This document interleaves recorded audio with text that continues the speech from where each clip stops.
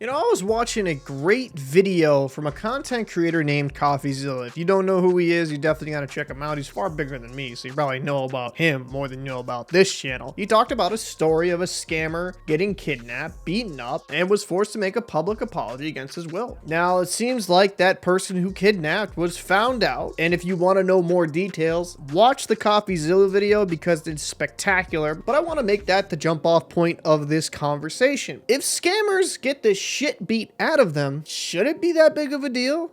Now, I'm not condoning kidnapping and, you know, all that crazy stuff, but I guess to a slight degree, I kind of am, because that scammer who stole millions of dollars, hundreds of thousands of dollars from that certain individual, got hands put on him because he thought there was no consequences for his actions.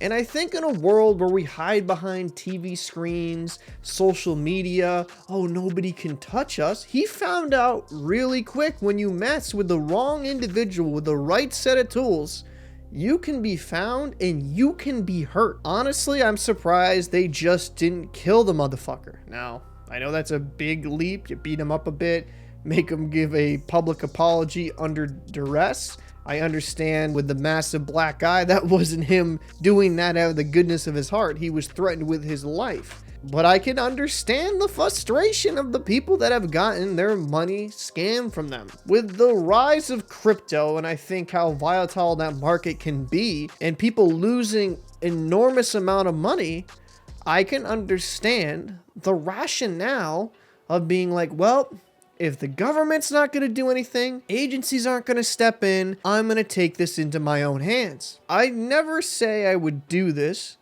but dealing with own headaches in my life, at times, right, in a fictional world, fantasizing, never ever thinking about actually doing it, you know, I love to beat the fucking brakes off that person who ripped me off, lied about me, or treated me like shit. Now, I'm not condoning those actions. I don't think you should do it. There are better ways to get back at that person, whether that be publicly exposing how big of a piece of shit that person is, or taking it to the authorities so you can get your money back and hopefully that person gets put in jail. But I could understand wanting to send a message and make sure this person knows, like, hey, you might have fucked up my life financially for the rest of mine, but you can be found. You can be touched. You aren't as safe as you think. It's a difficult conversation for me because morally I'm against it, but I feel like some people need to learn a physical lesson like that. That guy needed to get the shit beat out of him. Personally, that's just my opinion. Maybe this is out here.